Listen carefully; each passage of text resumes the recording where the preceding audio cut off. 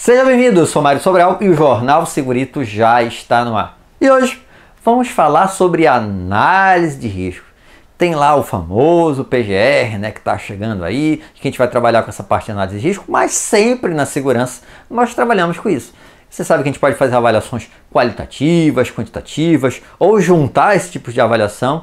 Só que quando a gente fala, por exemplo, no inventário, lá no PGR, o pessoal foca principalmente em probabilidade e gravidade, como sendo uma pontuação lá e está resolvido. E também considera, está escrito lá na NR1, né, considerar a magnitude, o número de pessoas envolvidas. Então, vamos lá, por exemplo. Então, probabilidade e gravidade, digamos que a pontuação deu 25, pensando numa matriz de risco, tá? Deu 25. E aqui, numa outra máquina, também deu 25. Empatou.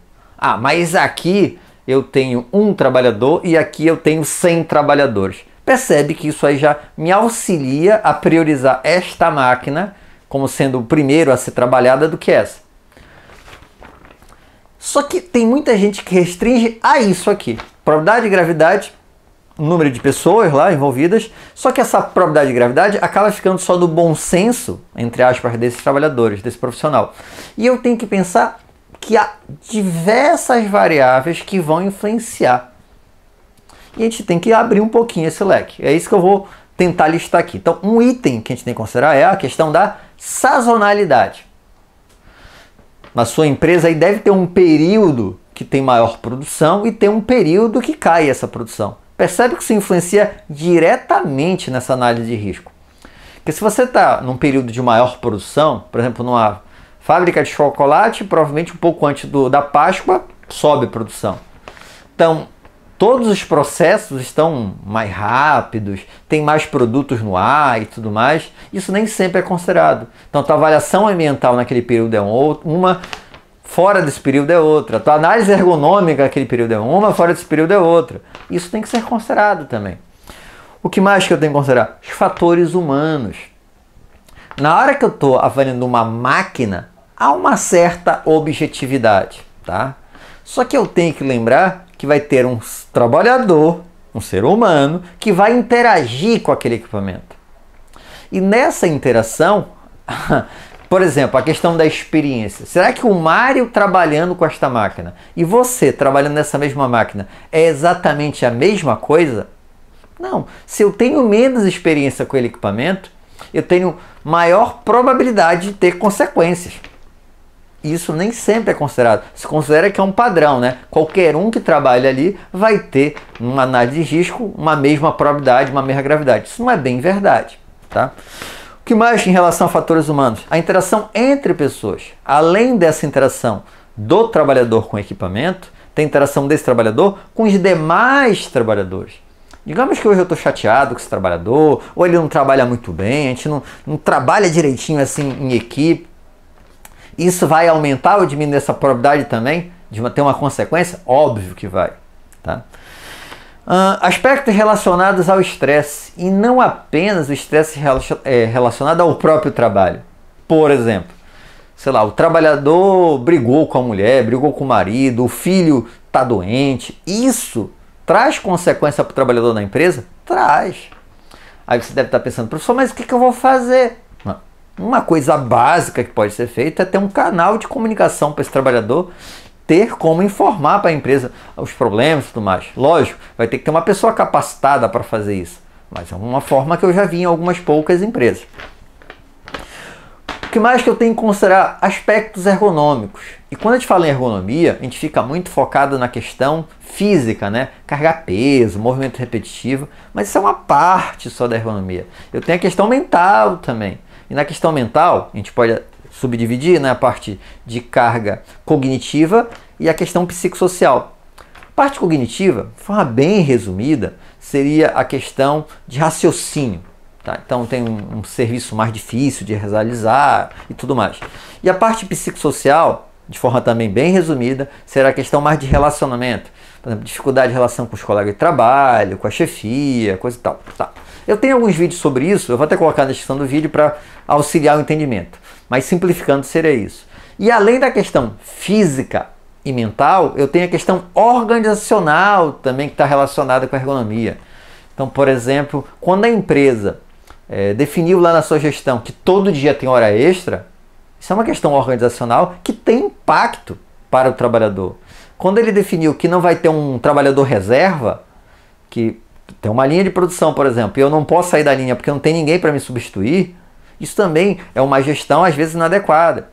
Isso tem que ser considerado também. Pô, vai aumentar provavelmente a probabilidade desse trabalhador ter problema. Que mais? A questão da fadiga e desgaste.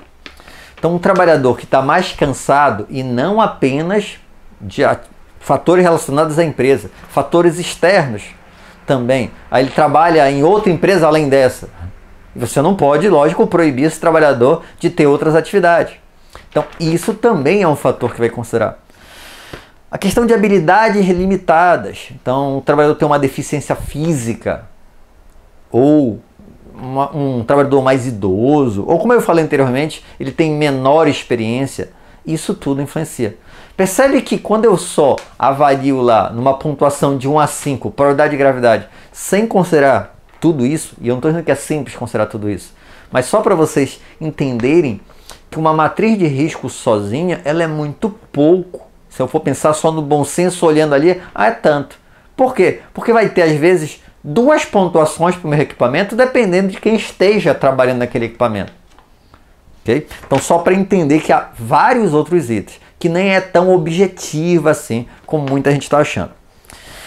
Eu também tenho que considerar a possibilidade de burla desses controles existentes na máquina. Eu lembro que numa empresa que eu prestei serviço, tinha um trabalhador que ele tinha uma máquina, ele abria a porta, né? Quando ele abria a porta, parava lá a máquina. Era um sensor. Tá? O que ele fez? Pegou um papelzinho lá, colocou no sensor e aí deixou a porta aberta. E agora ele conseguia fazer mais rápido. Percebe que isso tem uma consequência, que talvez não tenha sido considerada na nossa análise de risco. Mas o que eu preciso saber, na verdade, é os motivos que estão levando aquele trabalhador a fazer essa burla. E quais são os motivos possíveis? Também listei alguns aqui. Ó. Por exemplo, a medida de produção diminui a produtividade. Digamos que esse trabalhador ganha por produção. Então, na hora que ele deixa lá aberto, que ele está produzindo mais, ele vai ganhar mais. Eu tenho que analisar também esse tipo de coisa. O que mais? A medida de produção é difícil de manusear. Então, eu tenho lá um determinado procedimento, uma determinada produção, só que aquilo ali é complicado, o trabalhador tem dificuldade para realizar. É muito mais fácil trabalhar sem. E aí ele acaba não realizando. Tá? A medida de produção não é aceita como sendo adequada para sua função. Na hora que instalaram aquela produção, não consideraram o trabalhador, ele não deu opinião, ele não concorda com aquilo. E aí há uma maior probabilidade também que ele queira burlar esse sistema. Fora tudo isso, eu preciso verificar se o trabalhador tem informações de como operar aquela máquina, tem manual, tem guia de operação, ele tem acesso a essa informação, ele sabe como lidar com aquele processo todo. Percebe? Um mundo de fatores relacionados. E aí você, às vezes, pensa que vai usar para fazer essa análise apenas a tal da matriz. Não, tá? Se você pegar lá a ISO 31010, ela vai te dar várias indicações de ferramentas possíveis. Eu listei algumas aqui. O checklist é uma ferramenta possível de análise de risco. FEMEA, RASOP, análise de cenário, Chikawa, análise de causa-raiz. Então percebe que são diversas ferramentas possíveis. A ISO 31010, ela não vai resolver a tua vida no intuito de explicar detalhadamente como trabalhar com cada ferramenta dessa. Mas ela te auxilia, primeiro, a te indicar quais são as ferramentas mais adequadas para cada situação e dar ali uma noção geral sobre aquela ferramenta. Ela não detalha, mas ela te dá um direcionamento. Então, talvez te auxilie a leitura dessa norma. Isso tudo que a gente fez aqui, dessa análise de risco, é mais ou menos o que é feito, por exemplo, na higiene ocupacional, a parte de antecipação e reconhecimento, né? Então, muita gente fala, e eu também concordo com isso, que mais importante do que a avaliação é a antecipação e reconhecimento. Então, isso tudo que você está fazendo aqui é para fazer um bom estudo, para estabelecer um controle. Porque na hora que você for avaliar, o que você vai fazer? Você vai pegar toda essa informação, tá? E fazer uma comparação com algum critério de risco estabelecido. Na área de higiene ocupacional, por exemplo, você vai comparar com o limite de tolerância. tá? Então você identificou tudo isso, aí vai avaliar. Na hora que você avalia com base em toda essa informação, você compara lá com o limite de tolerância, com o limite de exposição. Então é isso aí que é um resumo dessa análise de risco. Para finalizar, isso vai te auxiliar a tomar uma decisão. E quais são as possíveis decisões após essa comparação? Não fazer nada, porque está tranquilo. Considerar a possibilidade de tratar o problema, né?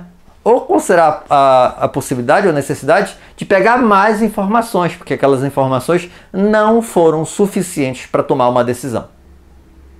Então percebe que não é algo tão simplório assim. Para fazer uma análise de risco bem feita, você tem que abrir um pouco aí a tua visão para olhar para todos os lados, considerar diversos fatores.